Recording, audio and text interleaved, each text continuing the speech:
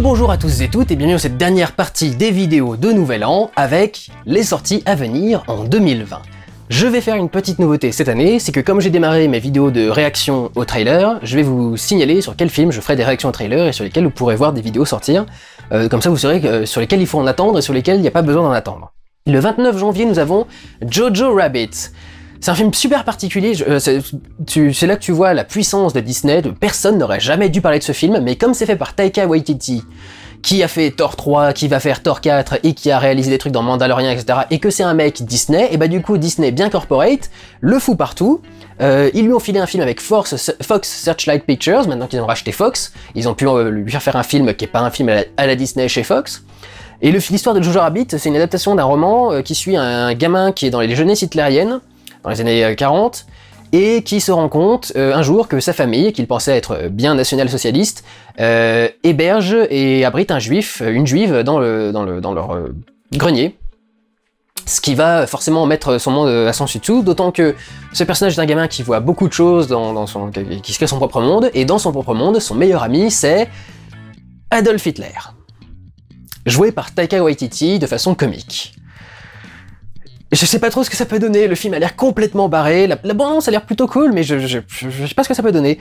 Et franchement, je comprends pas qu'on parle de ce film et qu'il se retrouve même en sélection, etc. Si vraiment il n'y avait pas eu Disney derrière pour pousser au cul, mais jamais on aurait parlé de ce truc. Je sais pas si c'est super bien qu'on en parle ou pas. Le même jour, le 29 janvier, il y aura un film français, un whodunit qui s'appelle Les Traducteurs, qui a l'air plutôt intéressant. Il y a un groupe de 9 traducteurs qui sont réunis quelque part pour traduire un texte. Ils sont soumis à des grosses consignes de sécurité, et malgré tout, il y a les 10 premières pages qui sont leakées sur internet, et on menace, sous peine avec une demande de rançon, de publier le reste du bouquin si jamais les demandes... si la rançon n'est pas payée. Et donc tout le monde est un peu suspect, etc. dans le truc, ça a l'air plutôt pas mal, et avec un casting international, puisque c'est donc une bande de traducteurs et des acteurs qui viennent d'un peu partout.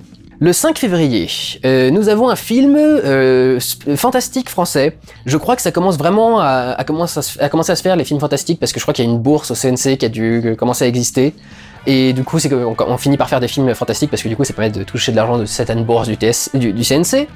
Ce film s'appelle La dernière vie de Simon, et c'est l'histoire d'un mec, alors je crois que ça commence quand il est gamin, mais je crois que ça va grandir quand il sera adulte, probablement qui est en quête d'identité, parce que son pouvoir, il a un pouvoir particulier en fait, c'est qu'il peut prendre l'apparence de n'importe quelle personne qu'il a touché. Il y a une première bande-annonce, un petit extrait de scène qui est sorti, ça a l'air plutôt sympathique, je sais pas si c'est un film pour enfants, si c'est plutôt censé être adulte, mais ça a l'air plutôt sympa. Le même jour sortiront 2 films américains qui ont vraiment pas l'air d'être ouf, Birds of Prey, la tentative désespérée de sauver ce qui reste de Suicide Squad dans le DC Cinematic Universe. Ça a l'air nul, mais nul. Toutes les bandes annonces qui sont sorties sont chiantes. Ils essaient de donner, apparemment, dans le dernier film, ils ont essayé de donner un style un peu français à moitié, avec du Edith Piaf, il me semble. Et le titre à rallonge, Birds of Prey, ou l'émancipation comment ça s'appelle, avec Harley Quinn. Enfin, j'arrive pas à comprendre quel est le délire, j'ai pas l'impression que les autres femmes du Birds of Prey soient si importantes que ça, donc je comprends pas pourquoi c'est un film de groupe et pas juste un film sur Harley Quinn. J'arrive pas à comprendre le délire, j'ai l'impression que c'est un délire qui marche pas du tout, etc. Bref, ça a l'air terrible. Et l'autre truc, c'est Dr. Dolittle. Robert Downey Jr., je suis navré, mais une fois qu'il sort de ce costume d'Iron Man, il fait plus rien, plus personne va voir ses films, plus personne ne fait rien. Ce qui est le cas pour tous les acteurs Marvel, hein, au passage. Chris Hemsworth, il attire personne en salle, Chris Evans, il attire personne en salle, Chris Pratt non plus. Il n'y a aucun des acteurs véritablement du Marvel Cinematic Universe qui est bankable, et c'est bien pour ça qu'ils les ont engagés, c'est parce qu'ils pouvaient les payer un peu au lance-pierre et pas leur faire des contrats monstrueux dès le début et les garder pour eux, leur empêcher d'aller tourner des trucs ailleurs parce que c'était des mecs qui étaient vraiment pas demandés. C'est vrai qu'ils sont pas des physiques qui sont parfaits pour jouer tout et n'importe quoi. Ouais, les mecs bodybuildés, généralement, on leur fait pas jouer du Shakespeare. C'est pour ça que vous avez vu Chris Evans dans Knives Out récemment, c'était parce que le mec avait envie de sortir un petit peu de Marvel. Donc voilà, j'ai l'impression que ni l'un ni l'autre ne va marcher, parce que Dr. Dolittle, donc c'est l'adaptation de ces histoires du docteur qui peut parler aux animaux et qui va vivre tout un tas d'aventures parce qu'il parle aux animaux, et c'est une adaptation qui apparemment est plus fidèle au roman d'origine que ce qui avait été fait avec Eddie Murphy par exemple à l'époque. Et j'ai l'impression que ça a l'air nullissime et que ça va attirer personne, et cette espèce de faux animaux de synthèse, là je suis désolé mais ça marche pas du tout. Franchement, c'est si horrible que ça de mettre des éleveurs aux animaux. Enfin, la plupart du temps, les élevages, c'est un jeu de récompense, quoi. On te donne un truc si tu fais quelque chose qui marche bien, donc... C'est pas frapper les animaux avec des fouets jusqu'à qu'ils fassent le truc que tu as demandé pour le film, quoi. Il y a des associations de défense des animaux qui existent aussi. Enfin, ce délire des animaux virtuels, ça me saoule et ça n'attire jamais personne en salle. Enfin, il faudrait quand même que les gens s'en rendent compte au bout d'un moment, quoi. Si, tant qu'à voir un éléphant en salle, tu vas voir un vrai éléphant, tu vas pas voir un éléphant d'image de synthèse. Bon, bref. Le 12 février, on a le nouveau film de Michel Hazanavicius. Je vous envoie vers son Pourquoi j'avais tort si vous ne l'avez pas vu, parce que c'est un mec qu'on suit pas beaucoup, généralement Hazanavicius, c'est pour ça que j'ai voulu faire une vidéo dessus. C'est le mec qui a fait les OSS 117. Presque jamais personne sait comment il s'appelle. Et donc là, il vient avec Le Prince oublié, qui met en scène Omar Sy, qui est un père de famille qui raconte des histoires à sa fille, et un jour sa fille devient adolescente, et donc du coup elle a plus envie d'entendre ces histoires, et commence à s'en créer elle-même. Et en fait, tout le film se passe dans sa tête, et c'est les aventures qu'il se crée lui-même pour, en gros, gérer le traumatisme de sa fille qui a plus besoin de lui et qui grandit, quoi. Ça peut être sympathique. Ce que je voudrais voir surtout, c'est en quoi est-ce que le film colle à la mise en scène d'Hazanavicius, parce que c'est un mec qui est inspiré par les images, et je voudrais savoir en quoi est-ce qu'il va être inspiré par les images avec ce film-là. Est-ce qu'il va sortir des images qu'il a vues dans son enfance, ou est-ce que c'est des allusions à des films particuliers, ou est-ce qu'il a envie de créer des images complètement cette fois-ci. Et enfin, le 12 février, nous avons Sonic le film, après son redesign, pour qu'il ressemble plus au personnage qu'il était censé être.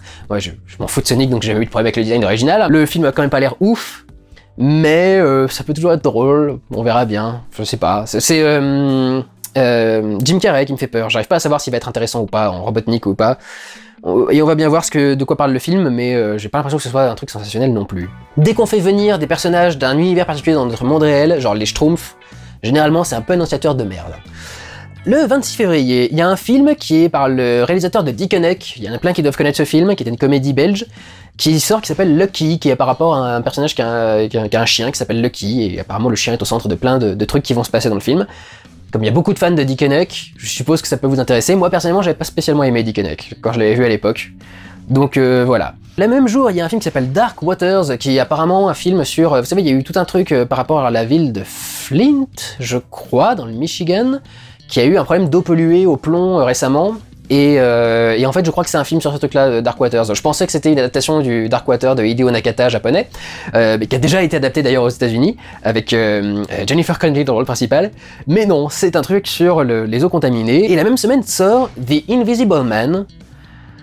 J'arrive pas à savoir si c'est la continuité du Dark Universe qu'ils étaient censés avoir commencé à créer avec la momie avec Tom Cruise, ou si c'est une nouvelle tentative de Dark Universe en faisant un nouveau truc, parce que c'est une licence Universal de base, l'homme invisible et un de ses personnages d'horreur. Le truc, c'est qu'ils sont en train de refaire l'histoire façon MeToo.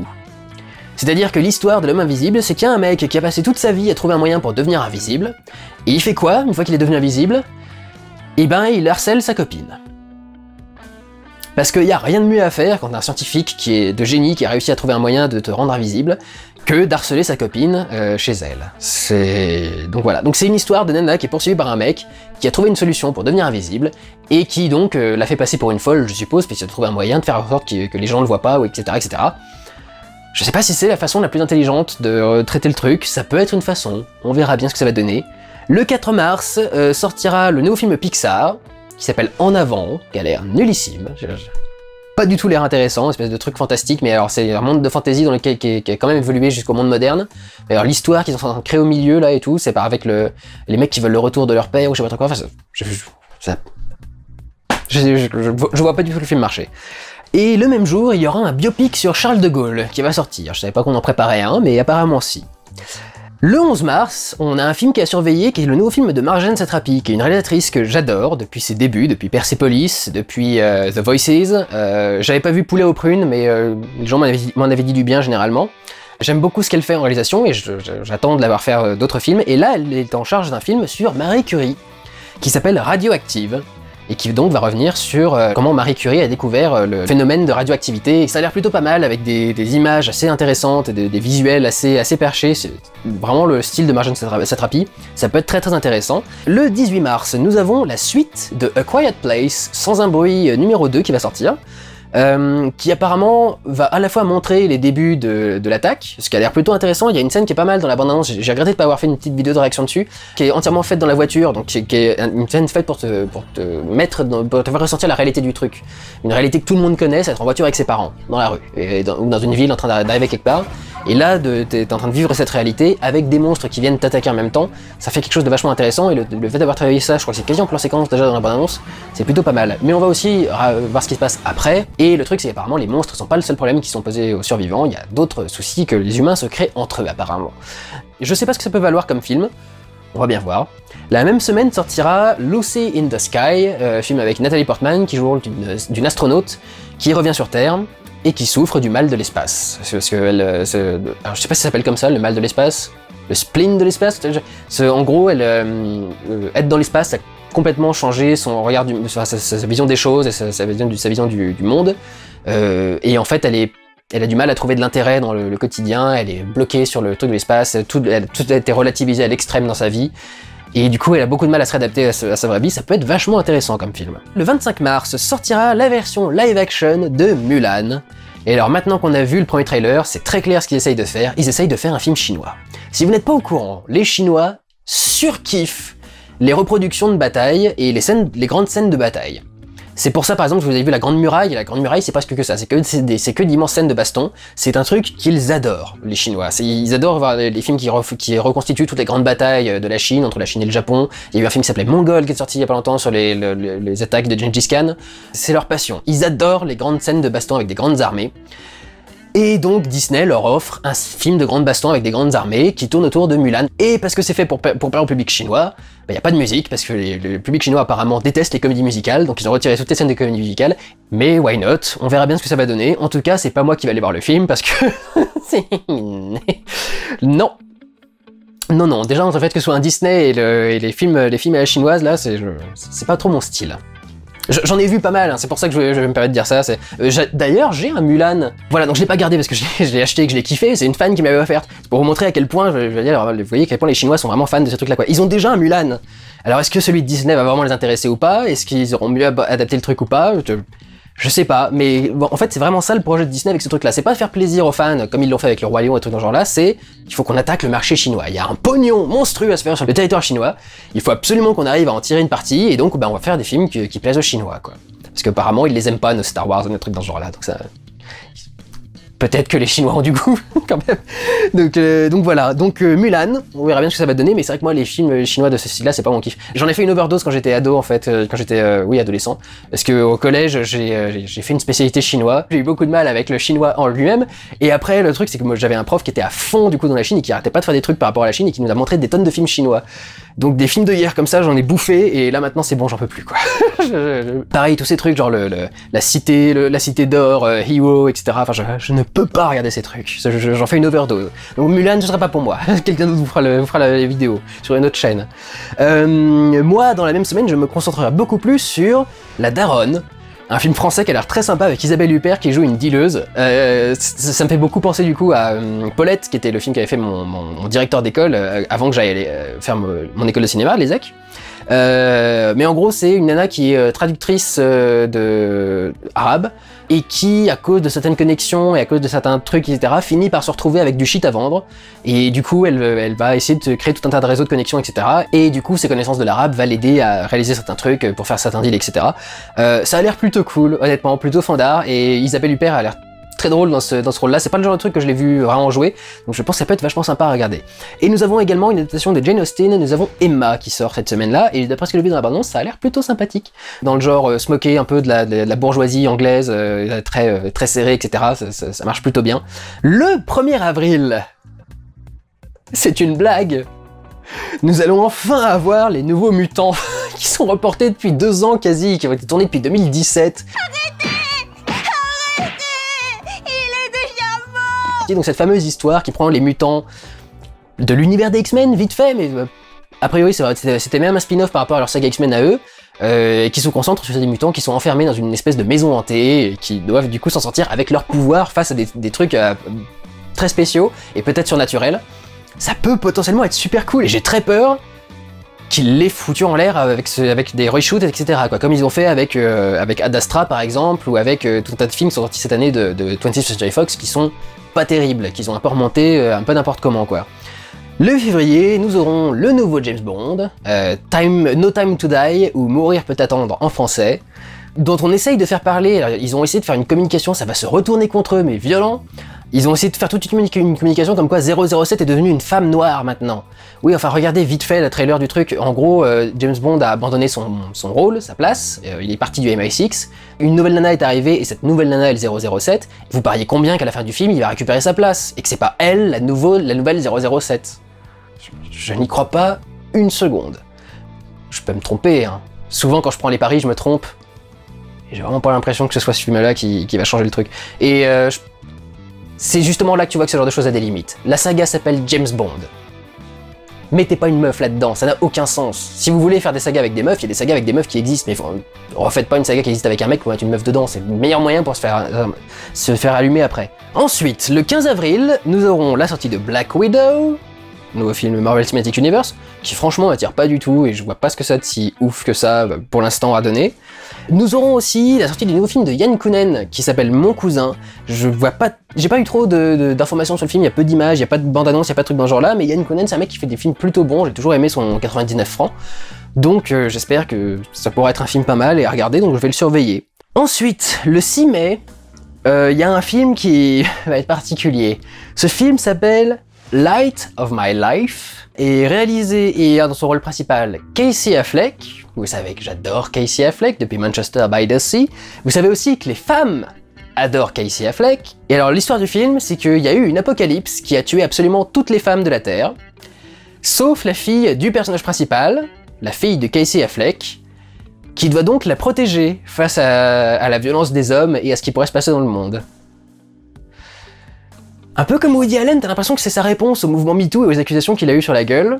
Je ne sais pas non plus comment il va s'en sortir avec ce truc. Je sais pas si j'irai le voir étant donné que je déteste son jeu d'acteur, mais je sais pas du tout comment il va s'en sortir au niveau de la communication par rapport au thème du film. Le 13 mai, nous avons une nouvelle version animée de Scooby-Doo qui va sortir, qui a pas l'air sensationnel, mais qui a l'air sympathique. En tout cas, les blagues ont l'air de plutôt pas trop mal marcher, même si ça fait un peu trop millénial, etc. Mais bon, ça va. Apparemment, la même semaine, nous aurions Saw 9. Donc la suite de la saga Saw. Je sais pas ce que ça peut valoir, étant donné que Jigsaw déjà était pas la meilleure reprise du monde non plus. Je sais pas ce que ça peut valoir là pour cette suite. Et non, je ne ferai pas le projet réalisateur sur la saga Saw cette année non plus. C'est pas la peine de me le demander encore une fois. Le 20 mai, il y a la suite de Fast and Furious qui sort, le 9. Et la question ça va être, qu'est-ce que ça donne maintenant? Parce que Hobbs & Shaw, ça a pas tant que ça marché au niveau du box-office. Et en dehors du 8 qui était fait par James Wan, ils ont jamais non plus pété des scores monstrueux, quoi. Certains ont commencé à augmenter à partir du 6-7, mais c'est pas non plus une franchise vraiment qui a fait ses preuves, quoi. Donc on verra bien ce que donnera le Fast and Furious 9. Et puis la même semaine, il y a un film qui s'appelle La femme à la fenêtre, qui a l'air d'être une sorte de remake de Fenêtre sur cour. Je trouvais que le film avait l'air plutôt cool, mais j'ai appris récemment que c'était un des films 20th Century Fox qui a été tripatouillé par Disney apparemment. Je suis pas sûr, faudrait vérifier parce que je suis même pas sûr que ce soit vraiment la boîte de production qui fait le truc, la Fox. Mais la bande-annonce que j'ai vue était plutôt cool. C'est le principe de la personne qui peut pas sortir de chez elle. Elle, c'est parce qu'elle est agoraphobe, contrairement au personnage de Fenêtre sur cour qui avait la jambe cassée, et qui est donc obsédé par sa fenêtre pour voir ce qui se passe dehors, et qui voit qu'il y a manifestement un crime, mais c'est pas s'il est commis, et il peut rien faire vraiment pour enquêter puisqu'elle est bloquée. Ça a l'air donc plutôt sympa, mais apparemment c'est à craindre. Le 27 mai, il y a un film que j'attendais pour l'année dernière, mais qui apparemment a été décalé, c'est Artemis Fowl, une adaptation de roman de littérature jeunesse qui apparemment ressemble un petit peu à Harry Potter. Ça avait de la gueule il y a un an, ça a toujours de la gueule aujourd'hui, donc on va bien voir ce que ça donne. Le 3 juin, nous avons Wonder Woman 84, Wonder Woman 84. Donc celui-ci, vous êtes au courant parce qu'il y a déjà eu une vidéo, il y aura des réactions aux trailers qui sortiront pour Wonder Woman tout au fil de l'année, jusqu'à la sortie du film. Le 15 juillet, nous aurons, alors honnêtement, l'été de l'année prochaine il va être catastrophique. Déjà que je trouvais que l'été de cette année avait pas beaucoup de bons blockbusters, il était pas très bien occupé, mais alors l'été de l'année prochaine, ça va être horrible. On commence le 15 juillet avec la suite de Top Gun, que personne n'attend et que personne n'a demandé, et qui à mon avis a pas du tout marché. Et nous aurons le 5e film The Purge, ou American Nightmare, qui apparemment serait la fin. Dans le résumé que je vois affiché sur internet, c'est marqué le dernier volet de la saga The Purge. Je sais pas jusqu'où faut les croire, parce que quand on dit que c'est le dernier volet à Hollywood, c'est généralement pas le cas, mais on verra. Le 1er juillet, le seul truc qui me donne une légère lueur d'espoir, mais je sais pas à quel point il va marcher parce qu'il n'y a aucune licence derrière le truc, c'est un truc qui s'appelle Free Player en version française, Et Free Guy, en version originale, c'est imprononçable en français, fallait absolument changer le titre, bande de blaireaux, putain, si je trouve le mec qui rechange les titres anglais pour mettre d'autres titres anglais, mais qui sont un peu plus faciles à prononcer entre guillemets, mais je lui éclate la gueule sur un bureau, quoi, c'est pas possible d'être aussi con. je déteste ce genre de truc. Free Player met en scène, comment il s'appelle? Ryan Reynolds, Deadpool, apparemment est financé par Disney, parce que la bande-annonce dit au début par le studio qui vous a amené La Belle et la Bête, Le Roi Lion et Dumbo 2 fois. Tu revois le titre, le style Deadpool qui débarque dans le truc. Et l'histoire c'est qu'en fait Ryan Reynolds incarne un personnage qui vit dans une ville quelconque et dans laquelle il se passe toujours des trucs de ouf, mais il comprend pas trop pourquoi, il vit sa vie tranquillement, et un jour il comprend en fait qu'il est un personnage secondaire, un personnage non jouable de jeux vidéo. Et il va donc décider de prendre sa vie en main et d'essayer de réagir. Ça me fait beaucoup penser à La Vie rêvée de Walter Mitty, que j'avais détesté à l'époque où il était sorti parce que je l'avais trouvé complètement con. Là pour le coup j'ai l'impression que le concept va beaucoup mieux tenir que Walter Mitty. Walter Mitty c'était un mec, le mec développe des photos pour Life Magazine. Et ça c'est une vie de merde, de développer des photos pour Life Magazine. Du coup ça pousse le mec... Bon bref, je trouvais que le concept était complètement con pour La Vie rêvée de Walter Mitty. Free Player ça a l'air de beaucoup mieux fonctionner avec ce système du jeu vidéo. Le 22 juillet, vous savez que vous aurez des réactions dessus, Tenet, le nouveau film de Christopher Nolan, qui franchement m'a pas l'air ouf. Je sais pas s'ils espèrent créer du buzz avec ce truc-là, mais je le vois pas du tout arriver, là, le buzz, pour l'instant. Avec la première bande-annonce, en tout cas, pour l'instant, y a rien qui me donne envie de vraiment faire parler du truc, quoi. Donc on verra bien ce que ça vaut. Le 5 août, on vient de sortir le premier trailer, donc je peux confirmer que je vais pas les faire parce que ça a l'air nul. Sort le film Morbius. Morbius qui, comme Venom, est un méchant de Spider-Man, qui est donc là joué par Jared Leto. Chouette. Pourtant j'adore Jared Leto, mais alors depuis qu'il a fait le Joker, qu'est-ce qu'il a perdu en crédibilité? Un personnage de vampire en gros, c'est ça le personnage de Morbius, c'est un super-héros vampire. Ça a pas l'air terrible au niveau de l'histoire. Le truc qui va peut-être sauver le film, c'est que manifestement, tout le délire que s'est tapé Sony l'année dernière avec on va finalement quitter le Marvel Cinematic Universe et on récupère Spider-Man, on va faire nos films Spider-Man chez nous, etc.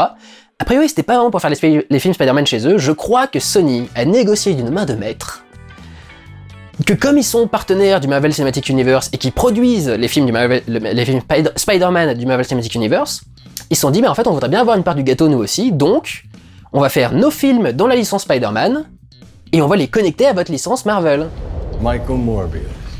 Got tired of doing the whole good guy thing, huh? What's up, Doc? Et donc on essaie de dire que Morbius ça va du coup être lié au Michael Keaton de Spider-Man Homecoming, et que donc grosso modo le Venom va probablement être relié au même univers, et qu'on va finir par avoir un de ces quatre, peut-être chez Marvel, peut-être chez Sony, un Spider-Man qui se battra contre ses vrais Némésis, Morbius, Venom, etc. etc. C'est peut-être un projet viable, hein, je sais pas trop, mais alors... Pour l'instant, le film a vraiment pas une gueule très intéressante et pas du tout attirant, quoi. Donc je sais pas comment ça va marcher le truc, mais... Le 12 août, celui-ci vous aurez aussi des analyses du trailer, parce que j'ai très hâte de voir ce que ça va donner. Vous avez un film qui s'appelle Malignant. Et Malignant est le nouveau film d'horreur réalisé par James Wan. Vous vous souvenez toujours de ce vlog que j'avais fait, je crois que c'était pour Conjuring 2, où j'avais dit, vous notez ces mots, James Wan sera la prochaine référence dans le cinéma d'horreur, et genre une semaine après, le mec avait dit qu'il voulait arrêter le cinéma d'horreur et il est parti faire Aquaman. Malignant, cette année, il a envie de faire un spin-off d'Aquaman spécialement sur la fosse avec des trucs d'horreur, il est machin, James Wan sera la référence du cinéma d'horreur, c'est le cinéma qu'il maîtrise le mieux et qu'il connaît le mieux. Il sait très bien faire d'autres styles de films, Aquaman en est la preuve, mais clairement l'horreur c'est son domaine de prédilection, c'est son chouchou, c'est son dada, c'était évident qu'il allait continuer là-dedans, il pouvait pas abandonner le domaine, c'était évident. La même semaine, le 12 août, nous avons un autre film d'horreur potentiellement très intéressant et de zombies, qui s'appelle Peninsula, et Peninsula, donc péninsule, est la suite de Dernier Train pour Busan, le film d'horreur coréen qui se passait entièrement dans un huis clos avec un train, dans lequel il y avait une attaque de zombies. Ça peut donc être vachement intéressant. Ce film a été vachement cool et j'ai très envie de voir une suite. Et pour une fois que c'est un pays comme la Corée qui fait une suite à un de ces films qui a été un gros succès international, je trouve que c'est vachement intéressant et j'ai très envie de voir ce que ça va donner. Le 19 août sortira SOS Fantôme, l'héritage. Donc cette fois-ci, ça y est, c'est fini, c'est mort pour le remake féminin qui était sorti il y a quelques années. Comme quoi, ça a tellement fait progresser la cause des femmes, hein, ce SOS Fantôme, magnifique, ça valait le coup de créer tout un bordel pour ça. Vous avez toujours pas compris que c'était un pur système marketing pour vendre les films et pour interdire les critiques des films, c'est horrible. Mais donc, maintenant il a été viré, et on part sur SOS Fantôme, l'héritage, qui a été vendu depuis le début comme le SOS Fantôme 3, avec Bill Murray, avec Dan Aykroyd et tout le bordel. Et au final, la bande-annonce est sortie, et c'est SOS Fantôme Stranger Things, avec la moitié du casting de Stranger Things, et les héros du film, c'est clairement les enfants des personnages des films d'avant, et il y aura peut-être un caméo des personnages, mais comme dans l'original, quoi. Enfin comme dans la version avec les meufs qui était sortie il y a 2 ans, ce sera un caméo quelque part dans une scène, quoi. Donc, je comprends pas cette stratégie stupide de vendre le film comme étant la vraie suite, quoi, alors que c'est pas du tout le cas. Le 26 août, alors c'est un film qui est pas forcément très connu, qui fait pas forcément très parler de lui, le poster m'a beaucoup intéressé, et quand j'ai vu la bande-annonce, j'ai été totalement vendu. Je crois que c'est le film que j'attends le plus de l'année prochaine, donc je vous le mets absolument, ça s'appelle Promising Young Woman. C'est l'histoire d'une femme qui, toutes les semaines, écume les bars et les boîtes de nuit et se bourre la gueule jusqu'à finir complètement défoncée à plus pouvoir marcher droit, spécifiquement pour voir le mec qui va la ramener chez elle et essayer de profiter d'elle pendant qu'elle est bourrée, et les buter. Hey, I said, what are you doing? Donc c'est un film de serial killer féminine qui se venge de tous les mecs qui abusent des nanas qui sont bourrés en soirée. J'adore le concept, et alors regardez la bande-annonce, c'est d'une classe, c'est ultra rythmé, c'est avec un remake de Toxic de Britney Spears au-dessus, ça colle parfaitement au truc, et c'est ultra vendeur, la nana a l'air géniale. I thought we had a connection. Okay. How old am I? What's my name? Sorry, maybe that one's too hard. I wanted to be a doctor my whole life. Lately, I've been feeling like I might want to get back into it.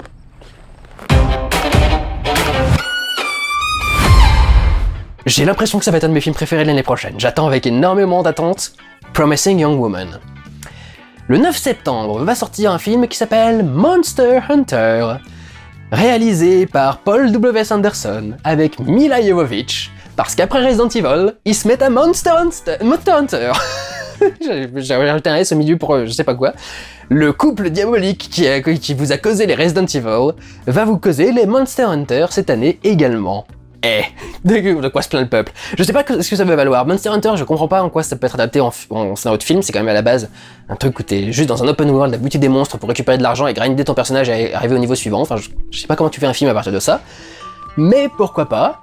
On verra bien ce que ça va donner, mais j'ai l'impression que ça va encore faire gueuler beaucoup de gens et couler beaucoup d'encre. Le 16 septembre sortira Conjuring 3, The Devil Made Me Do It, qui est donc la suite et la fin de la trilogie Conjuring, qui revient sur les dossiers Warren. Apparemment, ça serait le premier dossier des Warren qui avait existé.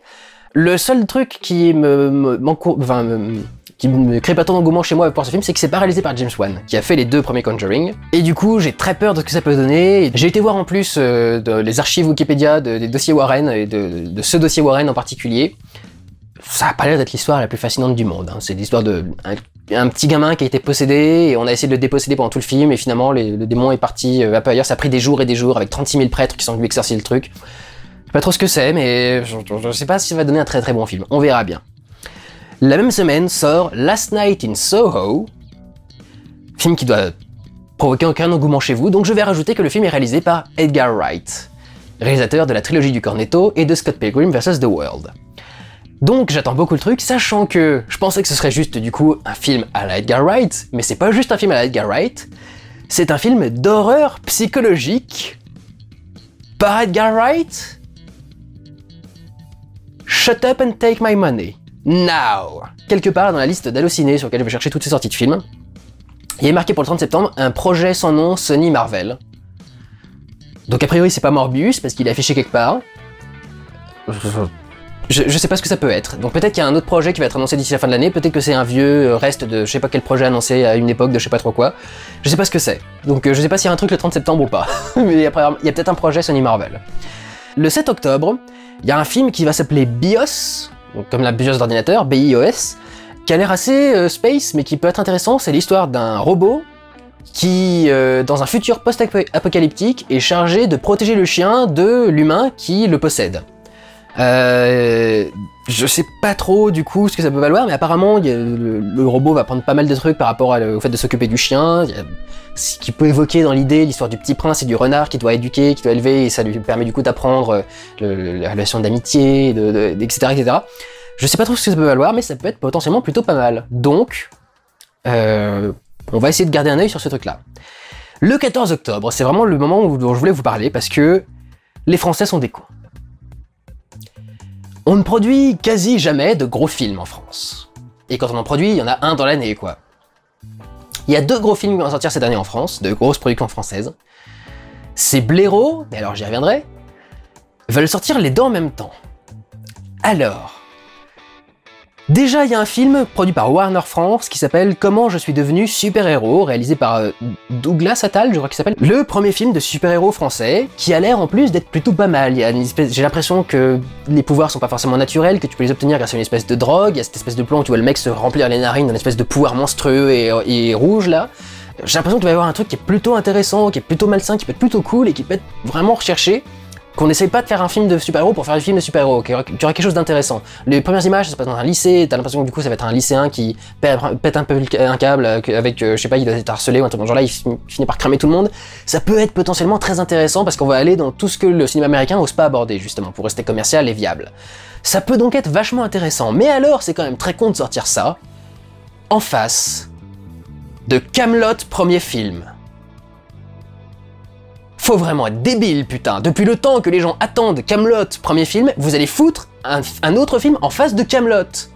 Il va falloir absolument qu'ils se décident à décaler les films. Vous pouvez pas sortir les 2 blockbusters français de l'année le même jour.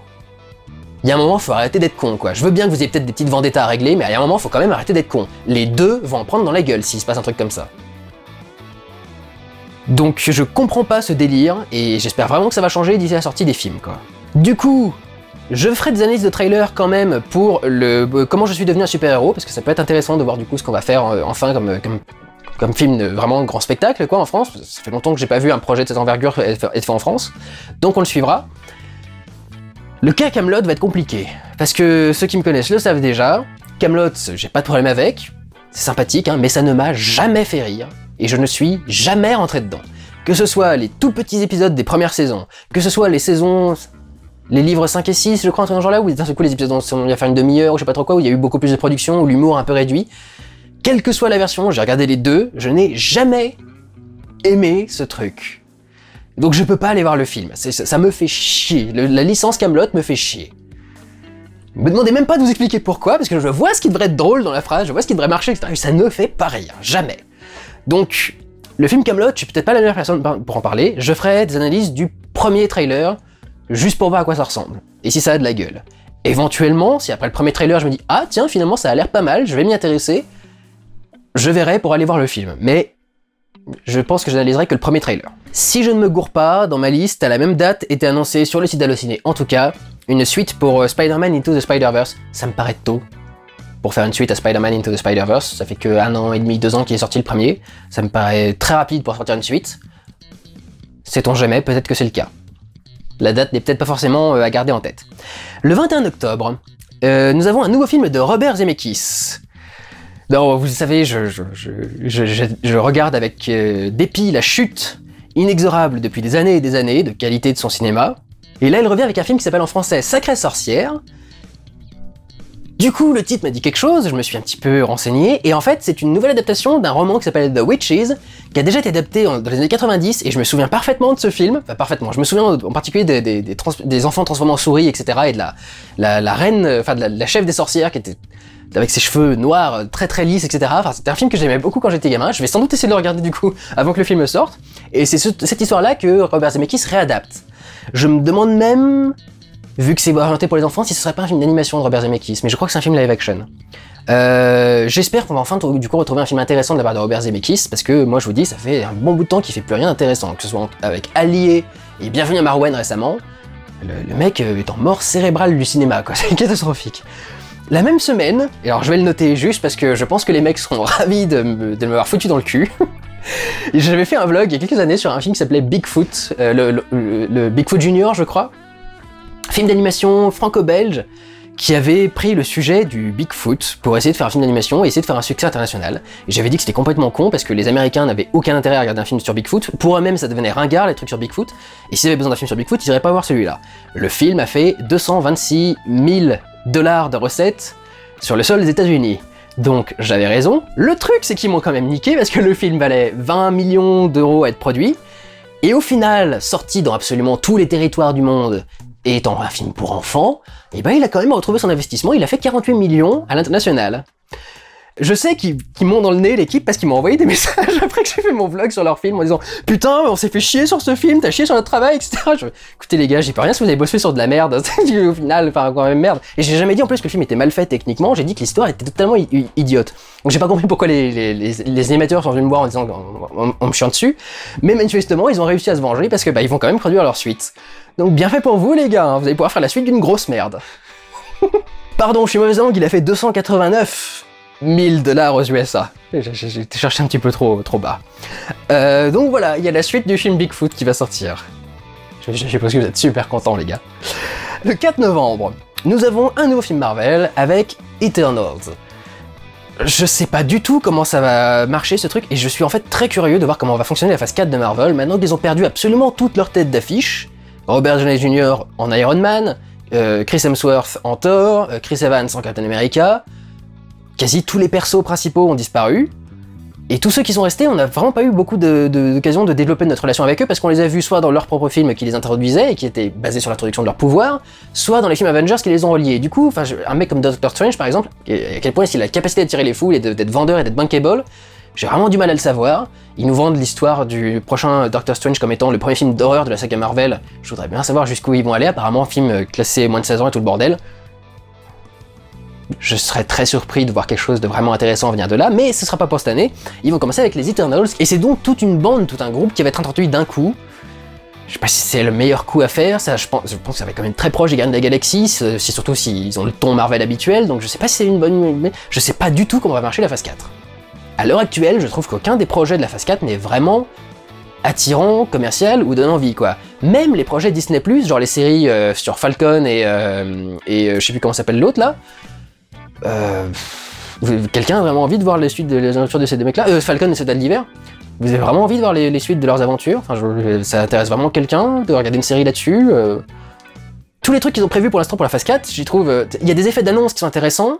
Il y a enfin quelque part la recherche créative que je demandais depuis des années, parce que chaque projet a l'air d'être un truc très spécifique. Genre, il y a une série sur Wanda et Vision qui a l'air très particulière, d'être dans un style très spécifique. Donc c'est enfin un petit peu ce que j'ai demandé, mais j'ai l'impression qu'ils sont en train de le faire sur toutes les pires licences qu'ils avaient à leur disposition, parce qu'ils s'y prennent un peu trop tard, et je sais pas si ça va vraiment marcher et être intéressant en fait. Donc bon, Eternals, on verra bien ce que ça vaut. Je pense pas que je ferai les bandes annonces. Le 11 novembre, nous avons deux films français qui sont potentiellement intéressants. Il y a le film Aline Dieu, qui est le film réalisé par Valérie Lemercier sur Céline Dion. Apparemment, elle en est fan depuis des années, elle voulait faire un film sur elle, donc maintenant c'est en train d'être fait. Et il y aura également L'origine du monde, qui va sortir à ce moment-là. Il n'y a pas trop de détails dans le résumé, mais c'est un mec qui rentre chez lui, qui se rend compte d'un seul coup que son cœur ne bat plus, mais qu'il est toujours vivant. Et voilà, ça va créer tout un tas de questions, etc. Ça peut potentiellement être intéressant, je crois que c'est Laurent Lafitte qui joue dedans. Le 18 novembre, nous avons Godzilla vs King Kong. Si quelqu'un est intéressé par ce film, je voudrais bien qu'il se déclare, parce que même moi, qui ai pourtant pas mal apprécié Godzilla 2, ou Godzilla 1, j'ai pas spécialement joué à l'idée de voir ce film. Le 25 novembre, deuxième couche d'attaque du marché chinois de la part de Disney, qui nous sort un film d'animation, et j'ai l'impression d'animation 2D. J'ai l'impression, hein, pour l'instant, les images qui sont sorties sont que de la 2D, mais c'est peut-être que des artworks, c'est des projets préparatoires, mais j'ai l'impression qu'ils reviennent un peu à la 2D. Ça me surprendrait, je pense que ça va être un film d'animation 3D. Ça s'appelle Raya and the Last Dragon, et c'est l'histoire d'une jeune fille qui cherche le dernier dragon, et je crois que ça se passe en Chine, il me semble bien. Donc c'est encore une fois pour draguer le marché chinois, mais esthétiquement ça a l'air plutôt joli et plutôt pas mal. Le 9 décembre sort Samaritan, un film qui peut être potentiellement intéressant avec Sylvester Stallone, qui joue le rôle d'un super-héros, un vieux super-héros qui a disparu depuis des années, donc on pense mort, et que le héros du film, qui est un petit garçon, essaye de retrouver parce qu'il est persuadé qu'il est encore vivant, et il veut essayer de... Et c'est le super-héros qu'il aime le plus. Il y a un truc qui peut être potentiellement vachement intéressant sur le fait de créer une histoire sur l'après super-héroïsme et pourquoi est-ce que t'as arrêté, etc., etc. Qui était plus ou moins aussi une idée qui était traitée dans Megamind, qui était un film d'animation DreamWorks qui était plutôt pas mal. Ils avaient traité comme ça la disparition d'un super-héros, il y avait un truc qui était intéressant par rapport à ça. Ça peut être pas mal. Avec Stallone dedans en plus, ça peut être intéressant. Une sorte de Rocky avec des super-pouvoirs qui a disparu depuis des années, et donc tu fais un Creed, ça peut être pas mal, ça peut être pas mal. Le 16 décembre, nous aurons l'adaptation du jeu vidéo Uncharted, je sais pas du tout ce que ça va valoir, avec Tom Holland qui joue le rôle d'un jeune Nathan Drake, parce que c'est ça ce que les gens ont envie de voir, c'est pas le personnage du jeu vidéo qu'ils ont eu depuis des années, c'est le personnage jeune, évidemment, qu'ils ont envie que ça va attirer les gens en salle. Nous aurons aussi West Side Story, le remake, par Steven Spielberg. Qu'est-il allé faire dans cette galère? Apparemment, c'est son film préféré, West Side Story, donc il avait très envie d'en faire un remake. Ça n'a pas du tout l'air intéressant. Puis alors, West Side Story, je sais pas si vous l'avez vu récemment, mais ça a bien vieilli aussi. Et enfin, le 24 décembre, nous terminerons l'année avec la sortie du Dune de Denis Villeneuve. Il y aura des réactions au trailer, parce que je sais pas du tout ce que va donner ce truc, et je sais pas si ça va réussir à créer la hype. Potentiellement, Dune, c'est un des univers les plus cool du monde à adapter, et visuellement ça peut donner des images de ouf, surtout avec Denis Villeneuve. Mais alors, pour moi le casting est pas du tout vendeur actuel, notamment parce qu'il y a Timothée Chalamet dedans, mais même, enfin je trouve que le film a pas l'air de créer beaucoup de buzz et beaucoup d'engouement, et que les gens ont pas l'air de beaucoup s'y intéresser, et je pense que globalement, Dune c'est quand même le truc des intellos de la SF, quoi, les mecs qui ont lu le bouquin adorent le bouquin et le trouvent absolument génial, mais je pense pas que qui que ce soit s'intéresserait au truc en dehors de ça. Je pense que c'est un peu le même problème pour les cycles d'Asimov, Robots et Fondation, que j'aimerais beaucoup voir adaptés au cinéma, mais je pense que tout le monde s'en bat les couilles. Si t'essayes de faire un film sur le cycle robot, ou sur le pire de tout, sur le cycle Fondation, mais je pense que personne ne sera jamais intéressé par le truc. Cela dit, Fondation, je crois qu'ils sont en train d'en faire une série, non? En ce moment. Y a pas un truc en ce moment? Bon, je sais plus. Et enfin, il y aura un film qui s'appelle The Tomorrow War, avec Chris Pratt. Je vous dis, on verra bien s'il est bankable. Et apparemment, le truc, c'est que ce sont des gens qui se battent contre leur eux du passé. Et apparemment, c'est ça qui résolverait la guerre future, ce serait de réussir à se battre contre les soi du passé. J'ai pas trop compris comment ça marchait, mais ça peut être intéressant au niveau du scénario. Là, vous le savez pas, mais moi, ça fait 6 heures que je tourne d'un bloc tous les trucs, donc c'est particulièrement laborieux. Ça y est, vous avez senti que ma voix disparaissait au fur et à mesure des vidéos. Ça y est, je suis enfin à la fin de toutes ces vidéos de nouvelle année. Merci de les avoir suivies, parce que ça devait être bien long à regarder. J'espère que je vous retrouverai tout au long de l'année pour les vidéos que je vais sortir. On va devoir enchaîner assez rapidement là avec les vidéos sur les Oscars, et puis après je vais essayer de partir aux vraies créations et essayer de sortir plus de une vidéo ou 2 vidéos dans l'année, même si elles font 2 heures. Donc je vous remercie de m'avoir suivi pendant cette vidéo, pendant l'année qui vient de s'écouler et pendant les années d'avant. Merci à tous, à toutes, et j'espère vous retrouver tout au cours de l'année. Prenez soin de vous, allez voir des films. Ciao!